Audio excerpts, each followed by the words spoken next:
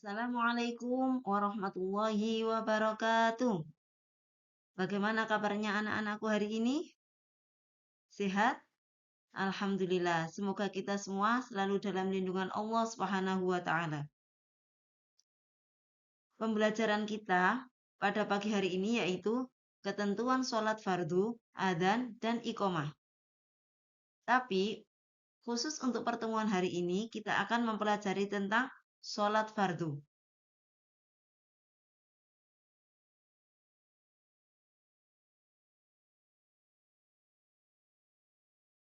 Adapun tujuan pembelajaran kita pada pagi hari ini yaitu yang pertama, memahami makna sholat fardu. Yang kedua, mengetahui waktu sholat fardu. Yang ketiga, mengetahui syarat sholat, rukun sholat, dan sunnah sholat. Yang keempat, memahami bagaimana tata cara sholat. Yang kelima, memahami hal-hal yang membatalkan sholat. Dan yang terakhir yaitu memahami manfaat sholat. Sholat menurut bahasa artinya doa atau memohon.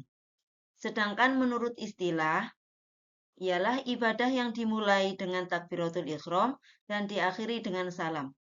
Anak-anak, sholat fardu itu hukumnya wajib ya. Wajib artinya jika anak-anak melaksanakan sholat, maka akan mendapatkan pahala. Tapi jika anak-anak meninggalkan sholat, maka akan mendapatkan dosa.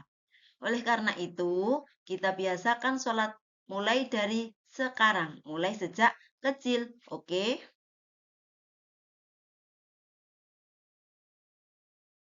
Sehari semalam, kita melaksanakan sholat 5 waktu. Yang pertama, sholat subuh. Sholat subuh, jumlah rokaatnya ada 2. Sholat subuh dikerjakan pada waktu pagi, yaitu ketika kita bangun tidur. Yang kedua, sholat duhur. Sholat duhur 4 rokaat dikerjakan pada waktu siang, yaitu biasanya kita kerjakan di sekolah sebelum pulang. Yang ketiga, sholat asar. Sholat asar ada 4 rokaat dikerjakan pada waktu sore. Mungkin biasanya anak-anak mengerjakan sholat asar sebelum berangkat ngaji. Yang keempat, sholat maghrib. Ada 3 rokaat dikerjakan pada waktu petang. Yang terakhir yaitu sholat isya. Sholat isya ada 4 rokaat dikerjakan pada waktu malam hari.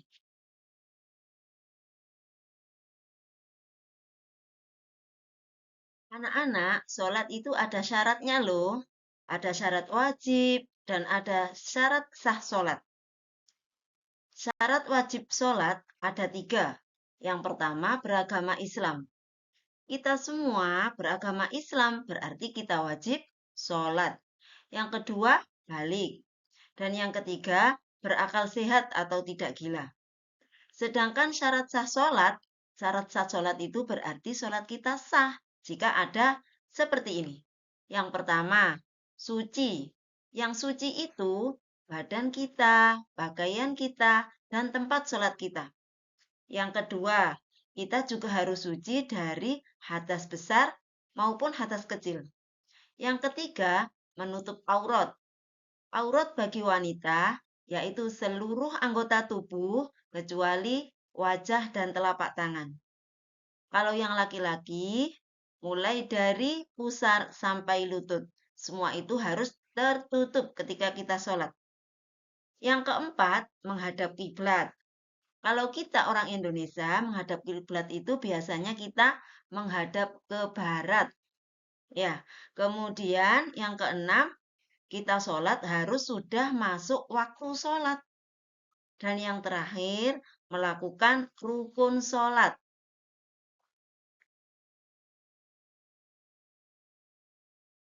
Rukun sholat. Rukun sholat yaitu yang harus kita kerjakan pada waktu sholat. Apa sajakah itu? Yang pertama, berdiri tegak bagi yang mampu. Yang kedua, berniat mengerjakan sholat. Niat mengerjakan sholat ketika takbiratul ihram di hati kita harus ada niat. Yang ketiga, takbiratul ihram. Takbiratul ihram itu membaca Allahu Akbar. Yang keempat, membaca surat Al-Fatihah pada setiap rakaat. Yang kelima, ruku. Yang keenam, i'tidal. Yang ketujuh, duduk di antara dua sujud. Yang kedelapan, duduk tasyahud akhir. 9. Membaca bacaan tasyahud akhir. 10. Membaca sholawat kepada Nabi Muhammad SAW pada tasyahud akhir. Yang ke-11, membaca salam. Salam yang pertama. Dan yang terakhir, tertib atau berurutan.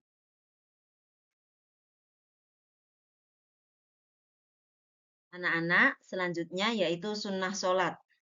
Sunnah, kalau kita mengerjakan berarti dapat pahala. Kalau kita tinggalkan, tidak apa-apa, tidak mendapat dosa. Lah sunnah sholat diantaranya mengangkat kedua tangan sejajar dengan bahu atau telinga ketika takbiratul ihram, ruku, i'tidal, dan berdiri setelah tasyahud awal. Selanjutnya, meletakkan telapak tangan kanan di atas punggung tangan kiri. Yang ketiga, membaca doa iftitah setelah takbiratul ihram. Yang keempat, membaca ayat Al-Quran setelah membaca Al-Fatihah. Yang kelima, mengarahkan pandangan mata ke arah tempat sujud. Jadi anak-anak nggak boleh tolah-toleh, nggak boleh pandangan lurus ke depan, tapi ke tempat sujud.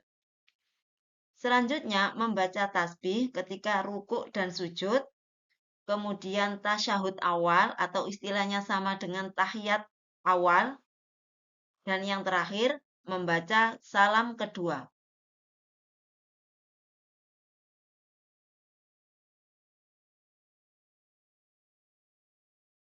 Anak-anak, ketika sholat kita harus berhati-hati karena ada hal-hal yang membatalkan sholat.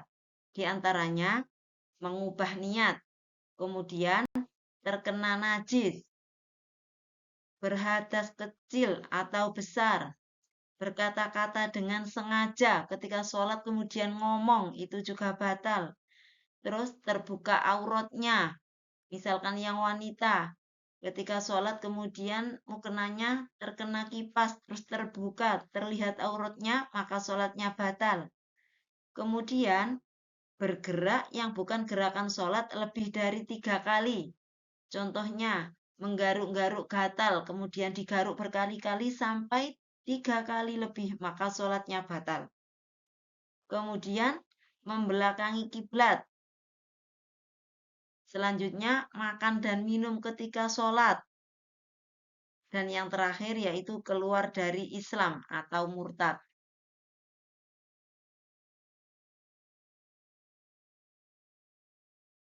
Anak-anak mungkin ada yang bertanya, mengapa kita harus sholat? Selain karena sholat itu hukumnya wajib, juga ada hikmah yang terkandung kalau kita mau melaksanakan sholat. Yang pertama, sholat adalah sebagai bentuk ketaatan kita kepada Allah. Yang kedua, sholat itu dapat membersihkan dosa-dosa kita. Yang ketiga, sholat sebagai pengingat akan tujuan hidup kita. Yang keempat, sholat menjadi sarana untuk disiplin diri. Yang kelima, dengan sholat kita akan mendapat ketenangan hati. Yang terakhir, dengan sholat, maka kita akan menjadi lebih sehat.